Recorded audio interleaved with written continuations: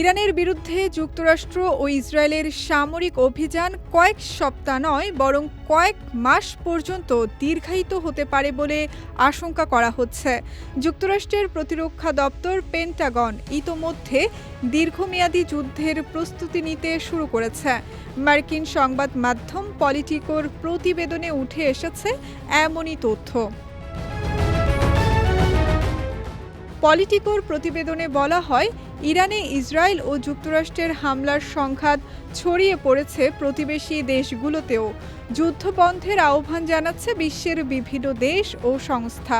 তবে সব উপেক্ষা করে আগামী সেপ্টেম্বর পর্যন্ত যুদ্ধ চালিয়ে যেতে চায় যুক্তরাষ্ট্র। এ লক্ষ্যে গোয়েন্দা কার্যক্রম দ্রুত সম্প্রসারণের পদক্ষেপ নিয়েছে মার্কিন প্রতিরক্ষা সদর দফতর পেন্টাগন।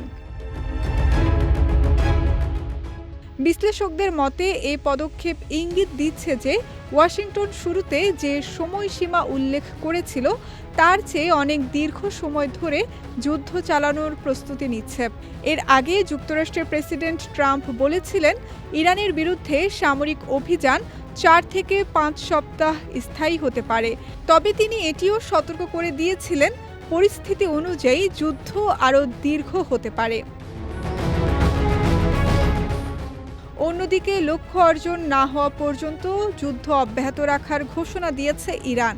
ইরানের সংবাদ সংস্থা তাসনিমের প্রতিবেদনে খাতাম আল আম্বিয়া কেন্দ্রীয় সদর দফতরের deputy commander general Kiumars Heydari বলেন, এ যুদ্ধ কতদিন চলবে তা গুরুত্বপূর্ণ নয়। ইরান তার লক্ষ্য অর্জন এবং যুক্তরাষ্ট্রকে কঠোর আঘাত না দেওয়া পর্যন্ত যুদ্ধের ময়দান ত্যাগ করবে না।